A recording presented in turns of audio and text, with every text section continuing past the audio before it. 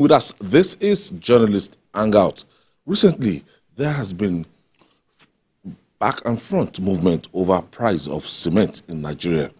The price of the products, which is essential for construction, has witnessed volatility, with one of the major manufacturers, BUA Cement, reducing its ex-factory price to 3,500 naira.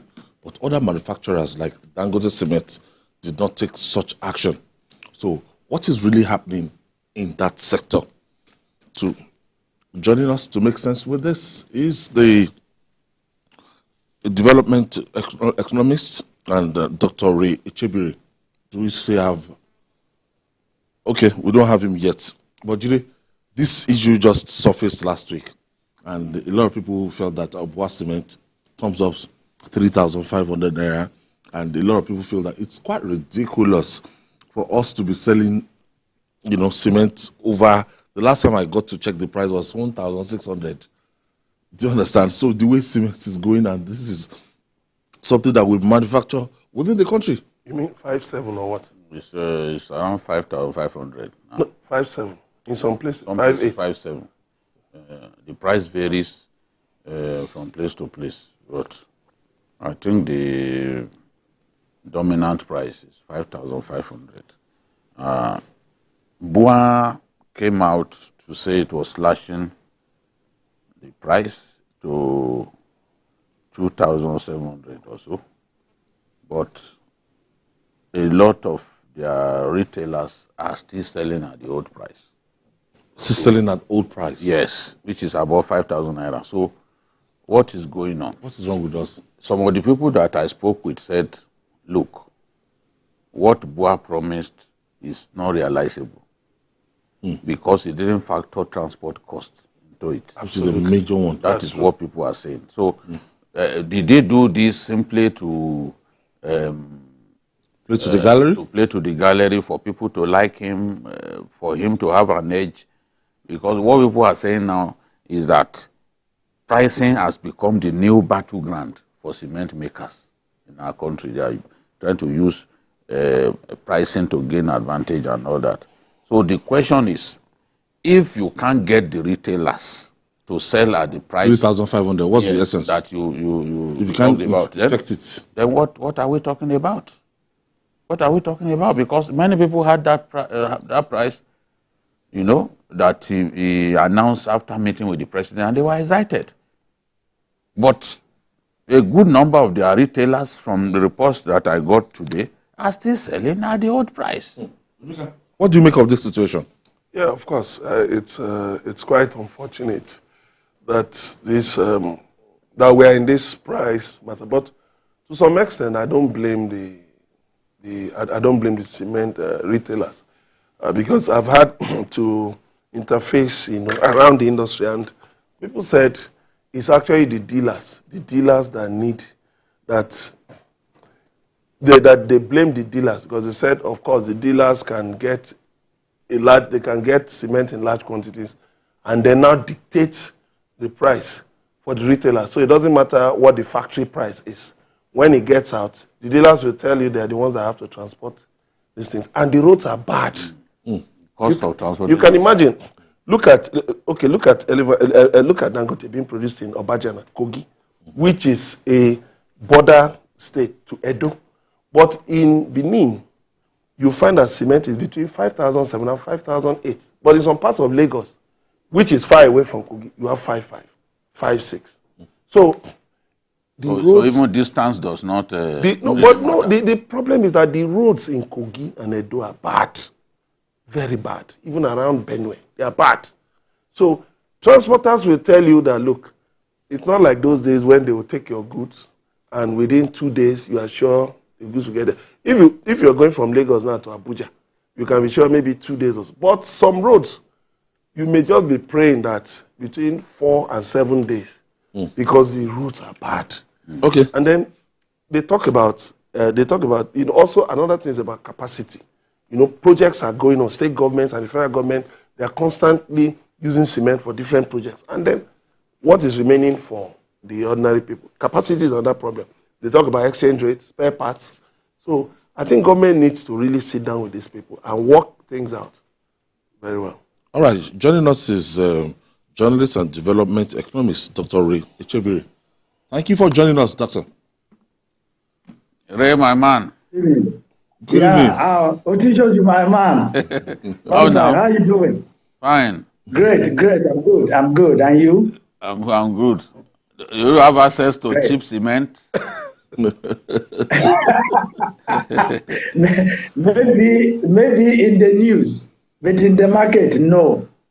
So what do you make of, some people are saying that pricing has become the new battleground between cement makers or for cement makers in our country. What is really going on? BUA announced that it was slashing cement prices, cement price. Yeah. But the report that we are receiving is that the retailers are refusing to sell at the price that BUA announced to the world after that meeting with the president. What's going on? Yeah, I think you said it all when you stated earlier that it's possible that somebody is playing to the gallery. And I just think that's what it is. Because the conditions now, the conditions in the country now cannot warrant anybody. I'm not just talking about cement manufacturers, any manufacturer at all, to talk about reducing price for now, unless the person is Father Christmas. That's my own take. Because look at it, the fuel price has gone up. That's both petrol and diesel, which the people are using, which the manufacturers in that sector are using. They're also using gas. The price of gas has also gone up. FX has gone up. Everything has gone up. So if you're a manufacturer of anything at all, and you're talking about reducing price today, I don't think you're being realistic. Or there are other things you want to achieve, or you have Father Christmas, or you change your status from being a profit-making company to a charity, to a non-profit organization. But I can bet you, even when you do that, you're not going to last for a long time. No. As about in a question of months or maybe a year or two, you close shop. So what really help us break this down? People are concerned about high price of cement. Of course, it's not cement alone. Even reinforcement too has become very expensive. Yes. What really are the triggers for rising prices of cement in our country? I think it's just very clear. Like I said, it's not just the price of cement, price of everything. You know, the new administration came up with these two policies. That's the removal of fuel subsidy and then floating of the exchange rate of the naira. In the short run, what you are seeing, the increase in price, the rising prices, is not anything that is that anybody shouldn't and everybody should be wondering what cost it. I mean, if you are a manufacturer, you have to import some of your input, right? Even if you are not importing some of your input and you are not using FX, and you are just using local raw materials and other inputs, then you are facing rising prices caused by removal of fuel subsidy. So there is no way the price of cement, if they hold it steady, if the cement manufacturers hold the price steady at 5,000, retail price at 5,005 or thereabout, I think they're in fact they've done us a world of good.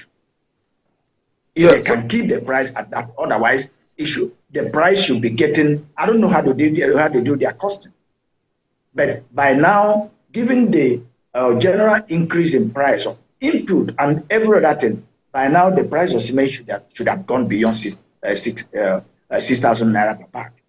Yeah, but there are people who disagree with you by saying that there isn't enough competition in the industry. Now that there are certain players were pushed out of the industry by some powerful people, by some powerful interests in the industry. and that if you have adequate competition, that it will keep the prices at a certain level. What do you think about that? Okay, now let's look at it this way. Let's look at the market. Yes, it's not a perfectly competitive market. The cement is purely an oligopolistic market. And that's what more or less obtains in all over the world, because cement manufacturing involves huge capital, huge investment. So it's not something that you wake up in the morning, you had a dream that you want to start making cement, and you just start, hey, you start making cement. No, it involves huge capital. So in many countries of the world, so you just have few manufacturers, just the way you have in Nigeria. You have the main one, Dangote, you have BUA, you have Lafarge, right? So, and the interesting thing is that it's not a monopolistic market. So one of them cannot just wake up and say, I'm keeping the price at this market, at this level. No, it's not likely to work, except Dangote. It's Dangote that can do that and possibly succeed. Because by the latest numbers, they have here report, financial reports of listed companies. Dangote controls anything, it controls the cement market up to about 70%, 69, 70%, right? BUA controls about 16%, Lafarge controls about 14%. So it's only Dangote that can say, wake up in the morning and say, hey, I'm increasing the price, and it works, and it works. But any other person cannot say, I'm increasing the price, and it works. And no other person, and none of them can also say, I'm reducing the price, and it works. Maybe Dangote can do. And then what happens? It will drag the other ones down. It will reduce their own profit. But you can see too that within this oligopolistic setting, that's a few manufacturers, there's also competition. So that's where, oligopolistic competition comes in. So it's not as if they can always collude. It's not all the time that all of them, the three of them will agree, so, okay, let's increase price or let's reduce price. So they are competing too among themselves. So what about the dealers? What about the dealers? It is that the price you're seeing is also as a result of competition among the three. So what about the dealers? Yes. The dealers don't have... The dealers, because there's the idea that the dealers are part of the problem. That yes, we know transport costs are high and all of that, but that the dealers are the ones who force the retailers to push the prices up. Even when sometimes you find that these companies give incentives, they do promos and all of that, but the dealers don't allow the general public to enjoy those promos. Okay, now let's look at it this way. You were talking, before, when you are giving the background to these issues, you talked about the location of the factories of these major cement manufacturers, right? Yeah. They are located, will I say, in the middle of nowhere. Before you get out of those places to the city where these cements are, the price would have increased. If you are talking about ex-factory prices, maybe it's about X and not X amount. Mind you, you are going to incur cost. You are going to do insurance, a good in transit insurance. You are going logistics. So even if the factory price or the ex-factory price is say 3,500, by the time the dealers take it off from you at 3,500, and they get to somewhere, say Lagos, from say Obajana, or from Edo, where you have Bua or Sokoto, where you have Opela, or you have Sokoto. Yes. Before you get to where the people are using this cement and all that, you would have added at least 1,000 naira per bag. And after that, of course, if you sell when you add this thing, say 3,500, right? When you add 1,000 naira to that gives you 4,500, right? Yes. Now, the dealer has to make markup to make his own profit, right? And he sells to the retailer maybe at 5,000 naira per bag. of course, the retailer has to mark up again. So that's when you now get to 5,500 or 5,600 or 700. So you can see what we're talking about. So the dealers are actually not the problem. Yes, they might have their own problem, but they are not the real problem. Oh, doctor, let me ask you this question. Some time ago, we were importing cement and actually rebagging at this end. Yeah.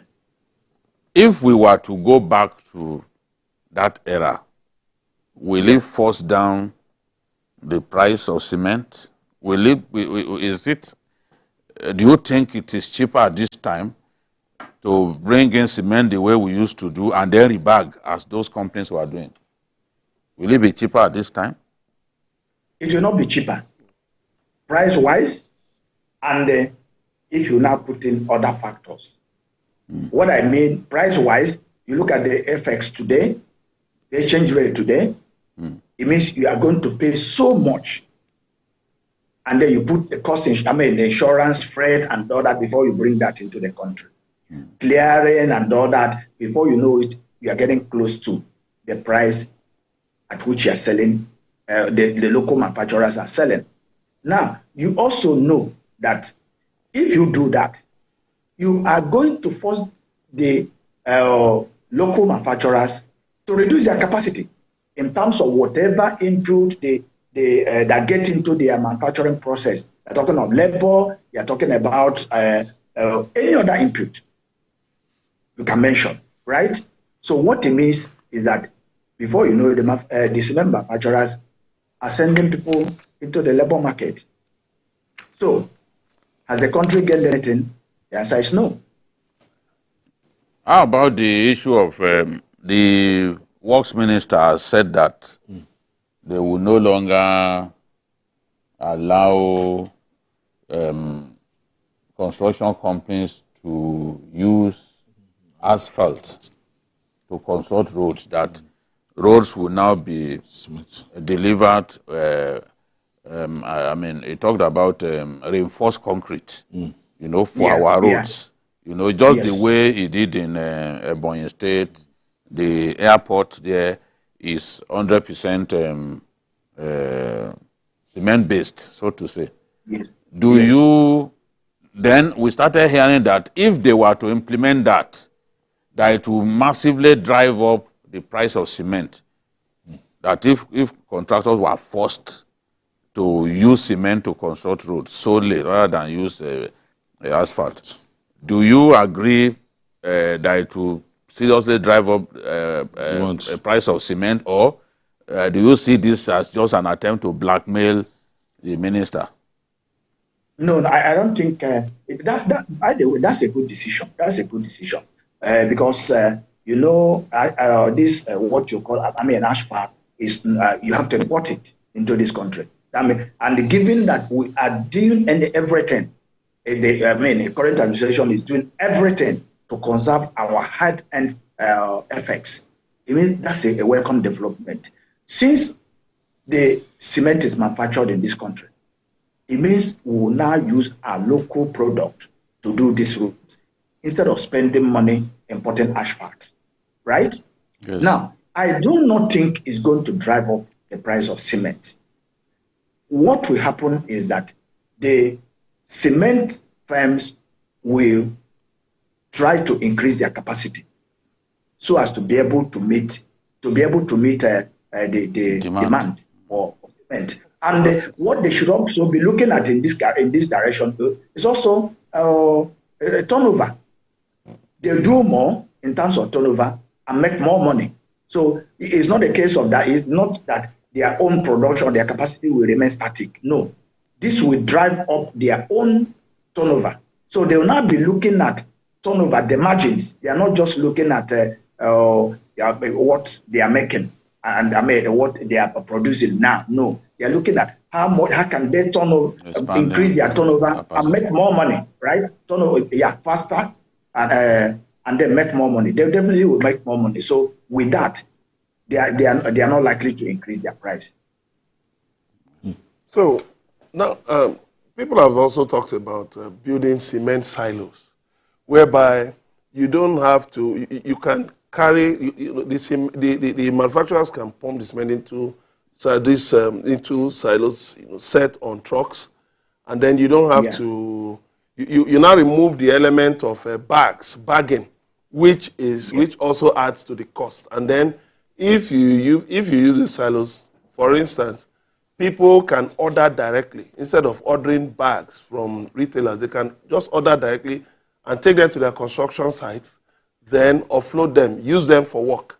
So what do you think about that idea too? I think that is fantastic. That would be fantastic because you don't need, because that bargain increases the cost of production, definitely. So if especially the big users, if you are not talking about using cement for road construction, the construction firms have this thing directly delivered to them in silos, like you say. They don't need the bargain, so they'll cut. At least that will cut. Down the cost of a bag of cement by a certain percentage. So that would be nice. In fact, I was, when I was seeing these people, I think at some point, opening the bags when they were constructing the roads, opening the bags and pouring them. I said, no, can't they have an arrangement with the cement firms so that they can deliver this thing to them in silo? And the cutting too of the bag is also some kind. You are using labor, you are using man-hour, right? Instead of just getting the this inside and then pouring it straight away and then. So before I let you go, this BUA Cement cutting the price to 3,500. How long can they sustain this, or is this sustainable? I said it cannot even work. It's not working, and it can work. It's not working. It cannot work. It's not working, and it cannot work. I told you my reason that BUA controls just 16% of the market. 15. I'm giving you the figures, and I'm giving you the latest figures as at half year, second half of this year.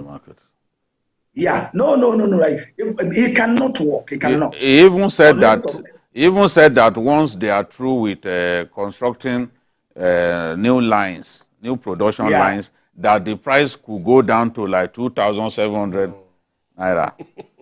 No. What I'm still telling you, somebody is still. So is he playing politics or what? Yeah, he's playing politics. Yeah. I said, like at the as end of June this year, right? Dangote's revenue or turnover is in excess of 950 billion naira, right? 950 billion, and BUA is just 221, right? Okay. And Lafarge is 197 million. So billion.